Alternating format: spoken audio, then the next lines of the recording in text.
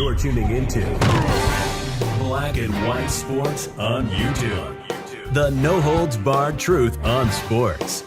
The main event starts. All right, Black and White Sports supporters. Well, we went from a day yesterday where there was absolutely nothing to talk about involving the WNBA to today where I've already got one video out. Now I've got this one, and this is breaking news. And it seems that after I've seen this proposal and started looking at it, I'm not too sure we're not going to have a lockout or a strike.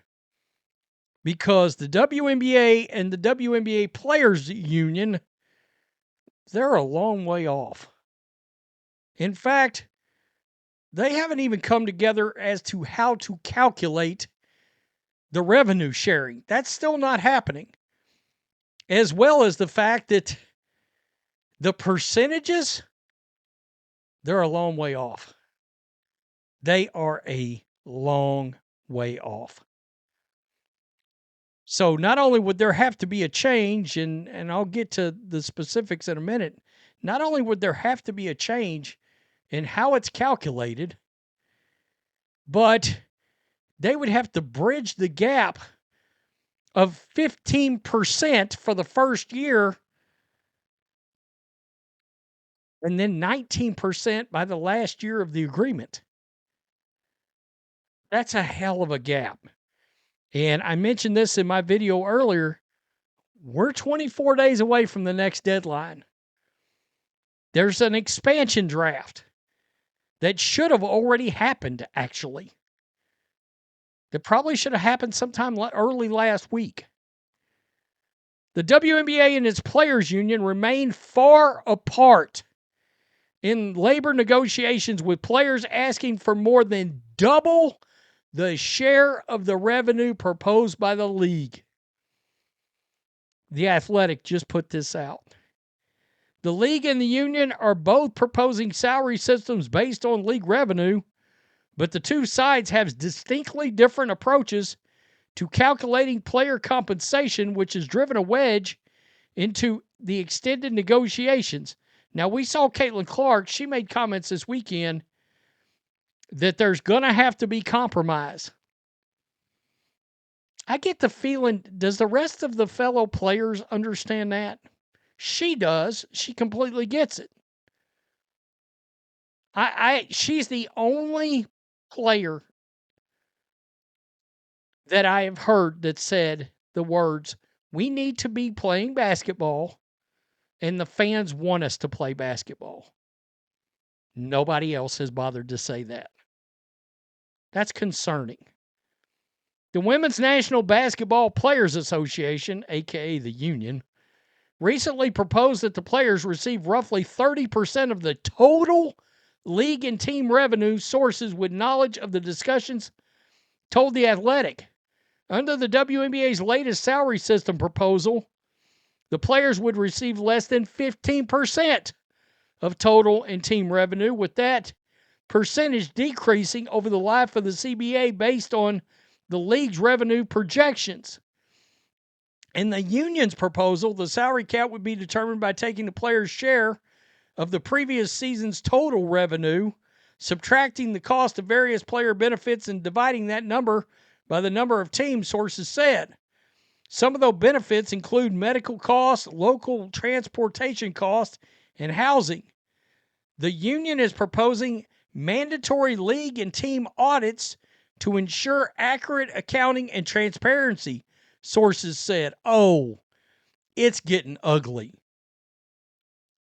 They've just ordered audits, financial audits of the teams.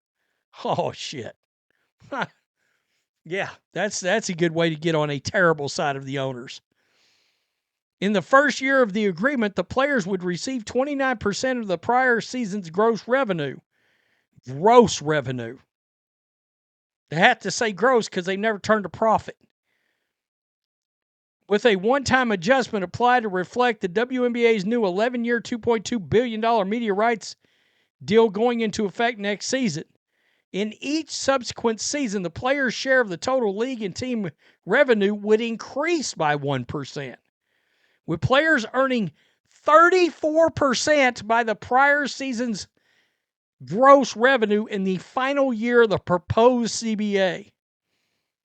So they're 19 percentage points apart right now. By the time you get to the final year. They're 15% otherwise.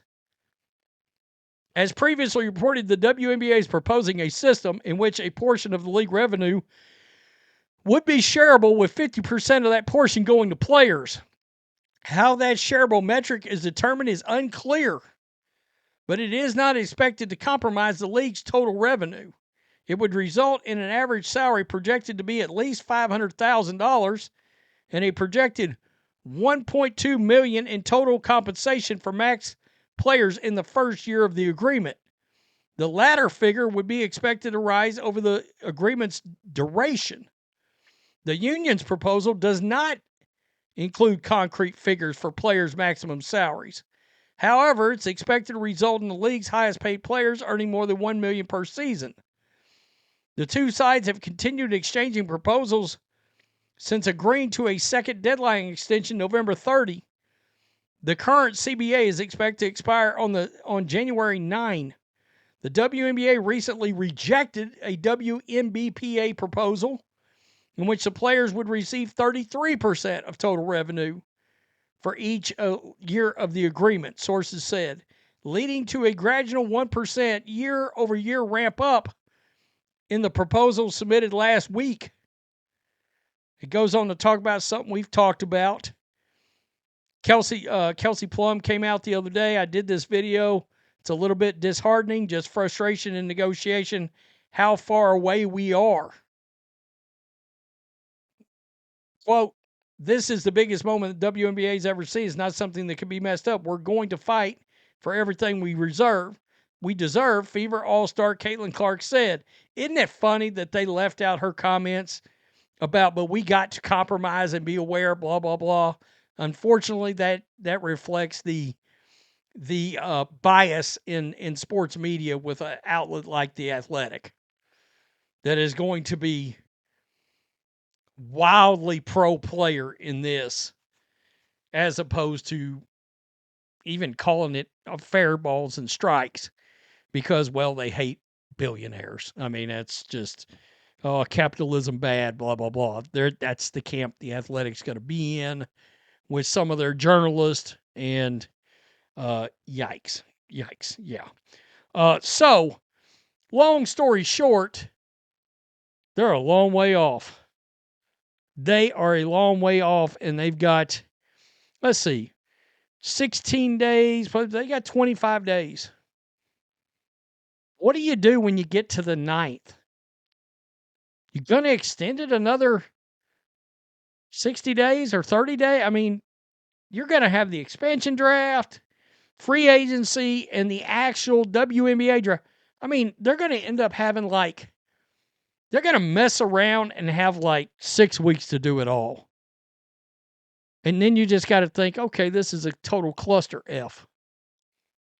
And again, the last thing they need to do is have a lockout when it looks like they're just about to actually start making money for the first time ever. Oh, shit. Tell me what you think. Peace, I'm out.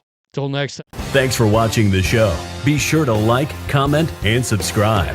Be sure to tune in next time on Black and White Sports.